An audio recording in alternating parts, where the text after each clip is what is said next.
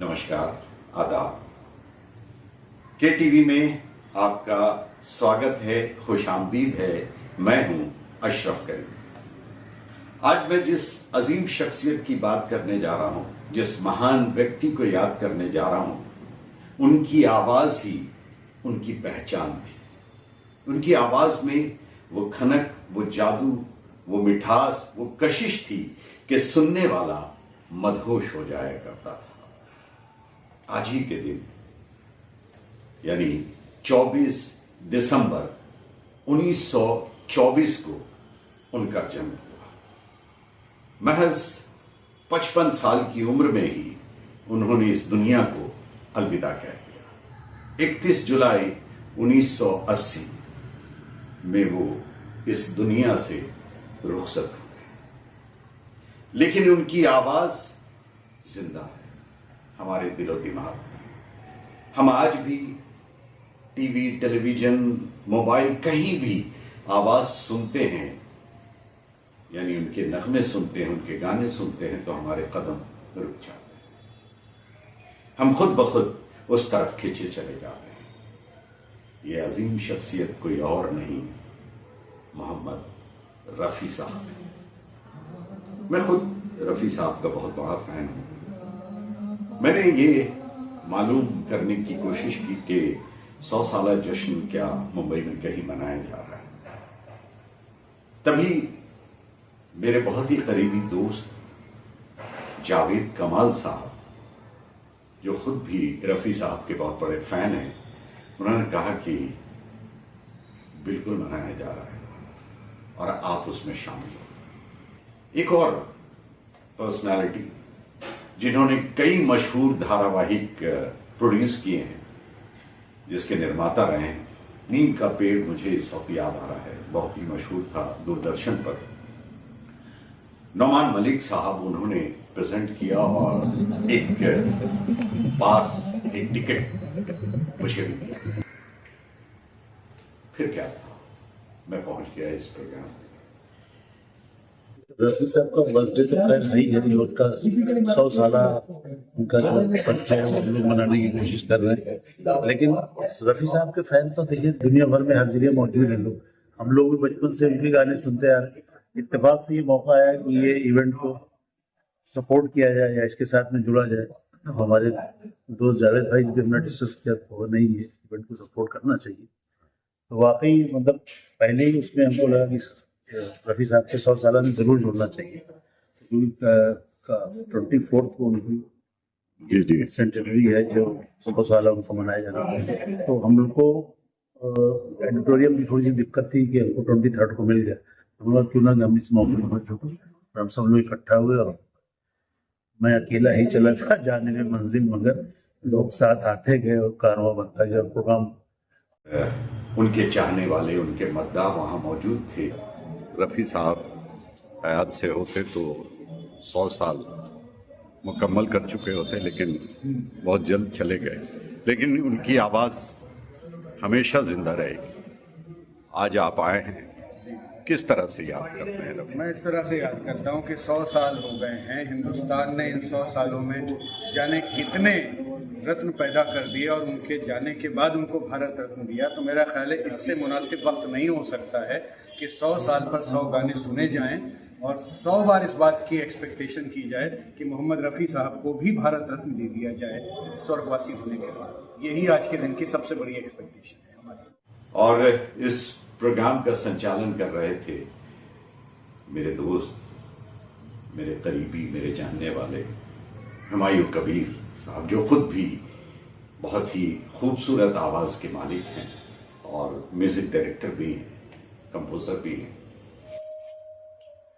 रफी साहब कहते थे कि मौसीकी सिर्फ सुरों का मेल नहीं बल्कि दिलों का एक सफर है, और वो उस बात पर फख्र करते थे कि खुदा ने उन्हें इस सफर में लोगों का हम सफर बनाया। उनके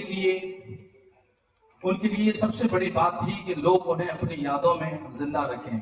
यही उनके गाने और उनकी मौसीकी का असल मकसद था। आज की महफिल उनके ये पैगाम देने का बेहतरीन तरीका है कि मौसीकी का उन लम्हों को दोबारा जिंदा करें जो सिर्फ उनके लिए नहीं बल्कि उनके चाहने वालों के लिए भी एक नायाब तोहफा है। अल्लाह उनके चाहने वालों को खुश रखे और आज की ये शाम सबके दिलों में एक यादगार बनकर बसी रहे। दोस्तों,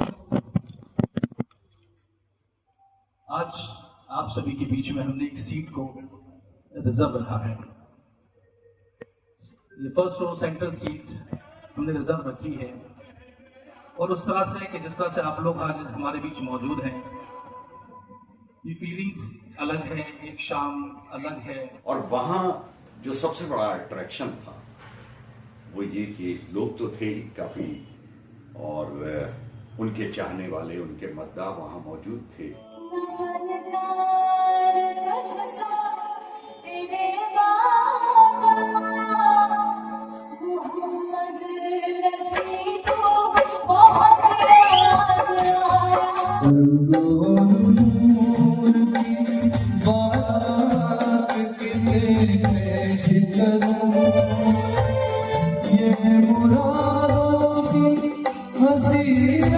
इसका ये भी कनेक्शन है कि गजल फिल्म जो मेरे फादर मिस्टर बादल चोपड़ा ने बनाई थी, प्रोड्यूसर डायरेक्ट की थी, वो फिल्म एक बहुत ही स्पेशल फिल्म थी। और ये गाना उस फिल्म का जो है वो इतना यादगार गाना बन गया। तो उसके बारे में एक छोटा सा इंसिडेंट है जो मैं आपको सुनाना चाहता हूँ, जो बहुत लोगों को पता नहीं है, but it's a beautiful incident. So ये गाना जब बन रहा था, जब इसकी टाइम आया इस गाने का रिकॉर्डिंग करने का एंड ऑल दैट, तो मेरे फादर साहब गए थे साहिब लुधियानवी जी के पास ये गाना लेने उनसे। तो साहिब साहब ने ये गाना उनको पढ़ के सुनाया, और मेरे फादर उर्दू लिटरेट थे, he could read write Urdu and speak also. तो उन्होंने जब गाना सुना वो खुद बहुत इमोशनल हो गए क्योंकि उसके लिरिक्स इतने ब्यूटीफुल थे। लेकिन शाहिद साहब ने एक ट्विस्ट मार दिया एंड में टू माय फादर, और बोला कि मदन ये गाना मैं आपको दे नहीं पाऊंगा। तो मेरे फादर बहुत शॉक हो गए, बोला क्यों नहीं दे पाएंगे?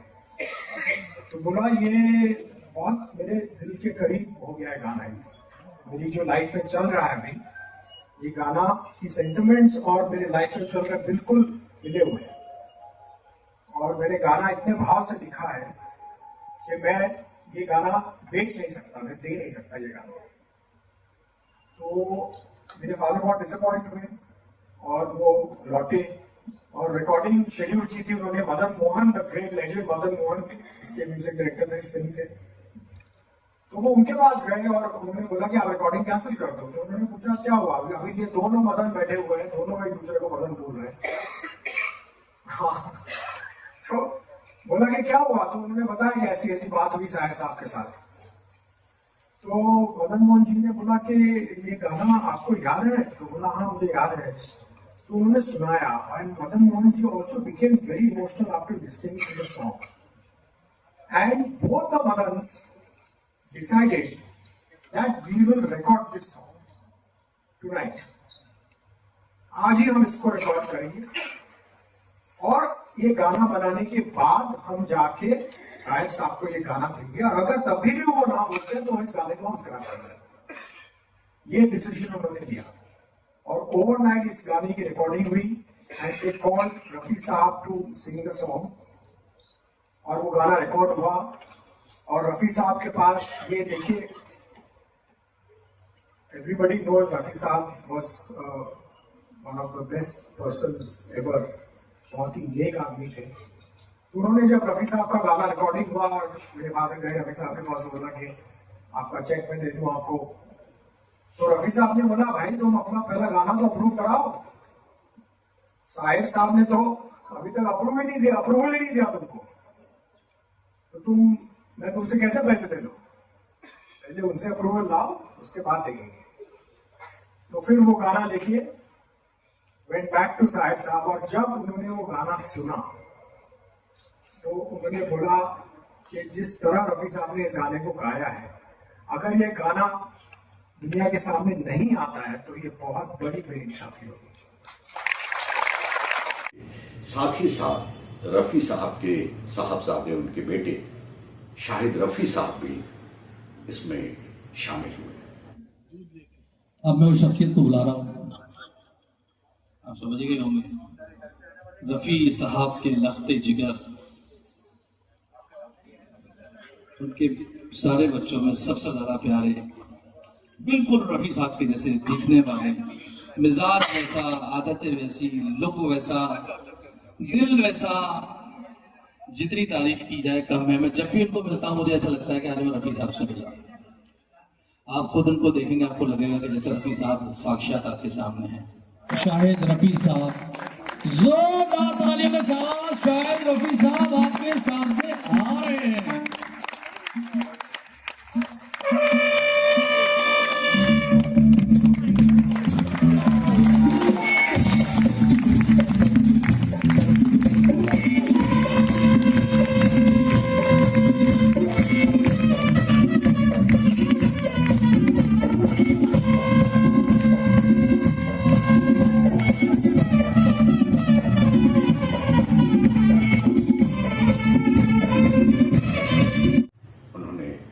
अपने अब्बा को याद करते हुए अपने बचपन की कुछ बातें साझा की। बड़ी खुशी होगी आपके सामने मैं यहाँ पे आया हूँ, आज आया हूँ आपके सामने, बहुत अच्छा लग रहा है। उम्मीद है आपको पसंद आएगी।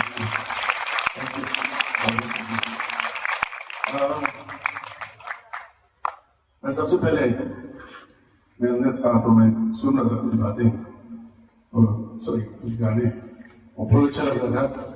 सबसे पहले मैं आपको ये बताना चाहता हूँ कि रफ़ी साहब मेरे पिता, मेरे वालिद, मेरे अब्बू हमेशा अपने बच्चों को सीख देते थे। सीख मतलब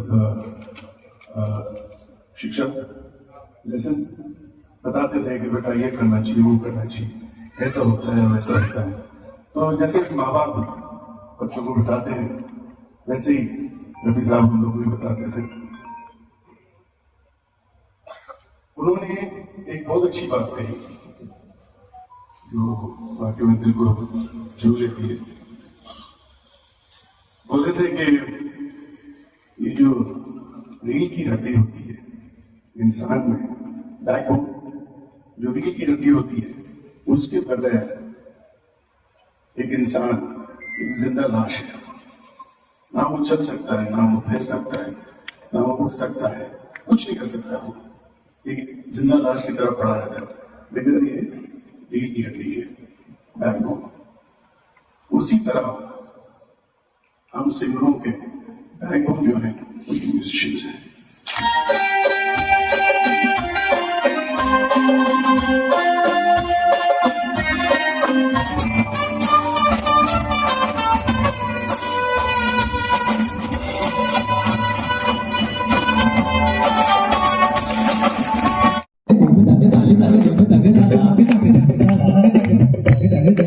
कुछ कोई ऐसी बात बताइए कुछ इस गाने से रिलेटेड, या कोई ऐसी बात जो हमें न मालूम हो।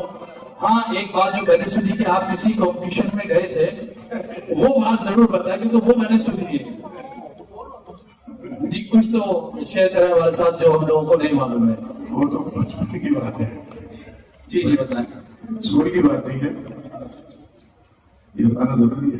अच्छा, कुछ भी बताएं जो आपको अच्छा लगे, कोई ऐसी बात जो ना मालूम हो। बता देता हूँ। कौन सी भाई तो भी तो रहते थे अब्बा जी, वहां पे रहते थे अब्बा जब मेरा जन्मदिन की बात है, उस वक्त तब की बात है जब वो लाहौर से आए थे। लेकिन इन्होंने जैसे कहा, वो मैं बताता हूँ आपको कि मेरे स्कूल के अंदर कॉम्पिटिशन हो रहा था, इंटर स्कूल का। मतलब हमारे पैरिश में जितने भी स्कूल थे उसके कॉम्पिटिशन हो रहा था। तो हमारे स्कूल ने कहा कि तुम इतने बड़े सिंगर के बेटे हो तो तुमको हमारे स्कूल से पार्टिसिपेट करना है। तो मतलब ठीक है करेंगे। तो एक लड़का मतलब मेरा दोस्त था, सुधीर नाम था उसका, और वो दत्ताराम जी का बेटा था। दत्ताराम जी जो शंकर जयकिशन के साथ एसोसिएट थे और साथ में वो म्यूजिक डायरेक्टर भी थे। जी हाँ, वो म्यूजिक डायरेक्टर भी थे, उन्होंने काफी फिल्मों में संगीत दिया है। तो उनका बेटा मेरी क्लास में था, तो मैंने कहा सुधीर एक काम करेंगे, स्कूल के बाद में मेरे घर आ जाओ, तुम्हारा भोंगो बहुत अच्छा हो जाता था, बोले तुम भोंगो लेकर आओ तो उन लोग गाने कुछ याद करते हैं। बोले ठीक है। तो रोज डेली हमारा ऐसा मतलब प्रोग्राम करीब सॉरी ये कंपटीशन करीब 1-1.5 महीने के बाद था। तो रोज हम रियाज मतलब प्रैक्टिस करते थे, तो गाने की प्रैक्टिस करते थे। तो हमारी अम्मा ने सुन लिया कि रोज आता है ये लड़का, स्कूल से आता है, मुंह हाथ धोता है, नहाता भी नहीं है, सीधा अपने घुस जाता है कमरे में और शुरू कर देता है। तो एक बार अपना अम्मा ने कहा कि क्या बात है, तुम लोग अपना रोज आते हो और एक ही गाना याद कर रहे हो, क्या बात है? तो बताया कि कॉम्पिटिशन होने वाला है। तो हमारे स्कूल ने कहा है कि मतलब तुम रफी साहब के बेटे हो, तुमको पार्टिसिपेट करना है, तो इसलिए हम लोग प्रैक्टिस करें। बोले ठीक है। नहीं तो फिर अब्बा से क्यों नहीं बोलते हो? बोले नहीं हिम्मत नहीं होती, अब्बा से क्या बोले? अब्बा नहीं चाहते थे ना हम लोग को इस इंडस्ट्री में आने के लिए। लेकिन फिर भी मैंने बोला अगर अच्छी बात है तो मामा आप ही बात करिए ना। तो बोले ठीक है मैं बात करती हूँ। हम आ गई, अब्बा से पूछे कि सुनिए ये शायद कंपटीशन में खड़ा हो रहा है और गाना गा रहा है, तो उसको थोड़ा सिखाइए आप, बताइए। तो अब्बा बहुत सॉफ्ट स्पोकन थे, मतलब बहुत ही धीमी आवाज में बता, अच्छा कंपटीशन में कहा है, बुलाओ उसको बुलाओ। तो मैं गया, पूरे मामा ने बुलाया, बोले कंपटीशन में तुम स्कूल में खेले? हाँ। तो बोले अच्छा कौन सा गाना गा रहा है? बोले डैड अब्बा 2 गाने तैयार किए हैं। अच्छा कौन सा गाना? बोले एक आपका है और एक किशोदा का है। तो अब्बा ने बोले ठीक है। अब्बा ने बोले पहले मेरा गाना सुना, कौन सा गाना गाना? मैंने बोला ठीक है, मैंने शुरू कर दिया। मेरे मितवा, मैंने बस इतना ही बोला, मेरे मितवा। जब मैंने लिया आलाप, अब्बा ने बोले बस बस बस तो किशोर की रुलेगा।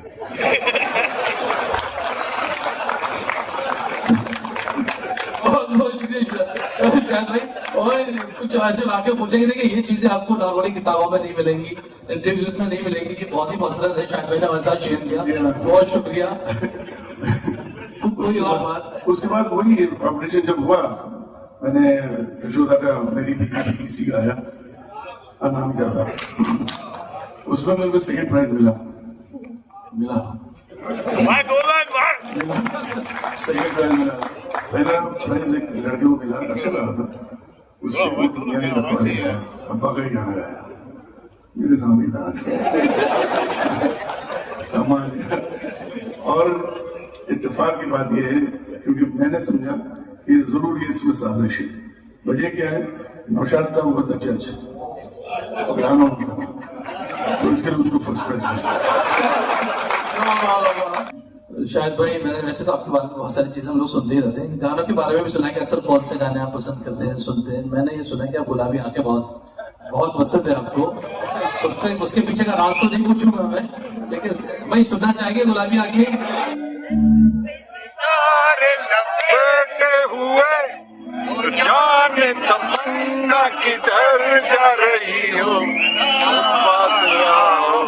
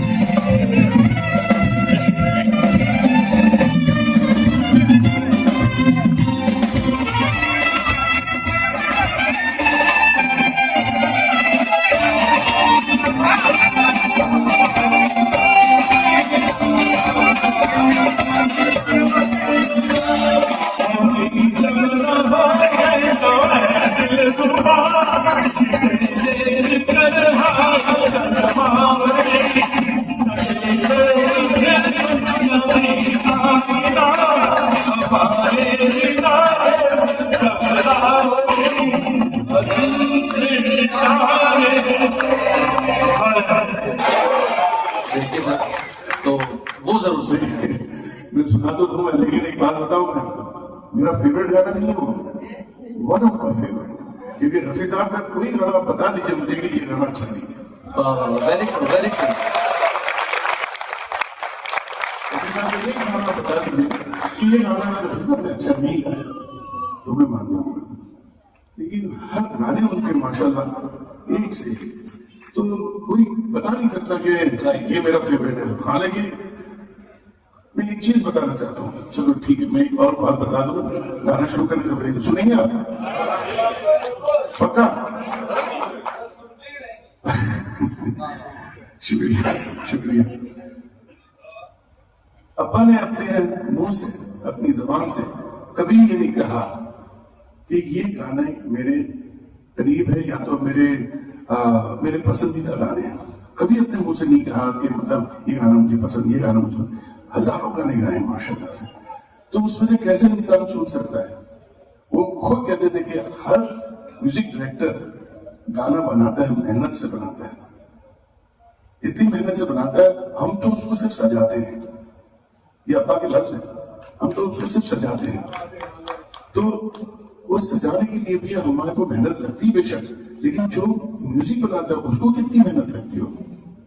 और वो हर म्यूजिक डायरेक्टर, भले वो छोटा हो या बड़ा, यकीन करिए वो हमेशा बोलते थे मेरे उस्ताद हैं वो, मेरे उस्ताद हैं। ये अब्बा हमेशा कहते थे कि कोई छोटा नहीं, कोई बड़ा नहीं, मेरी कोई औकात नहीं बेटा, ये सब ऊपर वाला का, अल्लाह का खौफ रखते थे वो, ये अल्लाह की देन है। वो बोलते थे बोले ये ऊपर वाले की देन है, मुझे मेरी कोई औकात नहीं है, जो मैं कर रहा हूँ ये सब करवा रहा है ऊपर वाला, मैं तो मैं कुछ भी नहीं, मैं भी एक इंसान हूँ सबकी तरह। तो ये बस अल्लाह ताला ने नवाजा था, तो बस उन्होंने उस चीज को आगे बढ़ा दिया। तो ये कहना चाह रहा था मैं कि अब्बा ने जैसे कहा, कभी नहीं कहा कि मतलब ये गाना अच्छा है या वो गाना अच्छा है, लेकिन 79 की बात कर रहा हूं मैं अब्बा के साथ टूर किया था ऑल ओवर अमेरिका। करीब 16-17 शोज थे अब्बा के अमेरिका में, और 6-7 शोज थे कनाडा में, और 5-6 शोज यूरोप में। 2 महीने का पूरा टूर था, पूरा टूर अब्बा का। उस टूर के अंदर डे 1 से लेके एंड तक मैं था उनके साथ, अब्बा के पूरे टूर में मैं था। और मुझे, नहीं अभी भी कह रहा हूं, मुझे ऐसा महसूस होता है कि 3 गाने अब्बा के करीब थे। उसकी वजह यह थी कि अब्बा जब भी शो में जाते थे तो फरमाइश आए या ना आए, कोई पब्लिक ने बोला ये गाने के लिए या ना बोला, लेकिन ये 3 गाने जरूर गाते थे वो। तो मैं समझता हूं, ये मेरी सोच है कि मैं समझता हूं कि अब्बा के करीब ये 3 गाने बहुत थे। एक था वो दुनिया के रखवाले, दूसरा सुहानी रात ढल चुकी, और तीसरा मधुबन मेरा राधिका नाचे। ये 3 गाने अब्बा के बहुत थे। ये मैं सोचता हूं अब्बा ने अपने मुंह से कहा था, और खूब लुत्फ उठाया वहां लोगों ने।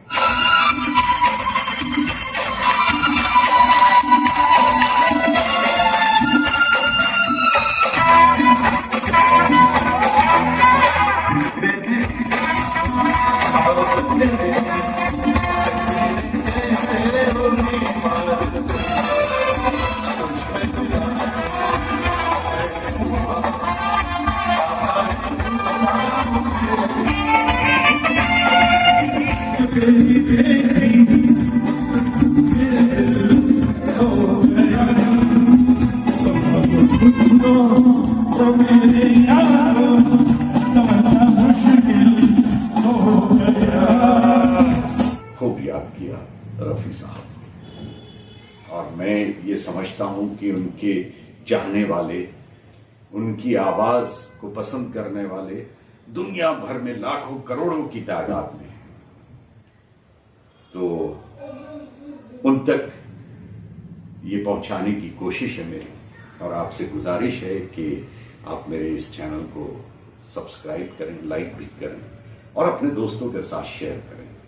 ये एक तरह से हिम्मत अफसाई होगी प्रोत्साहन होगा।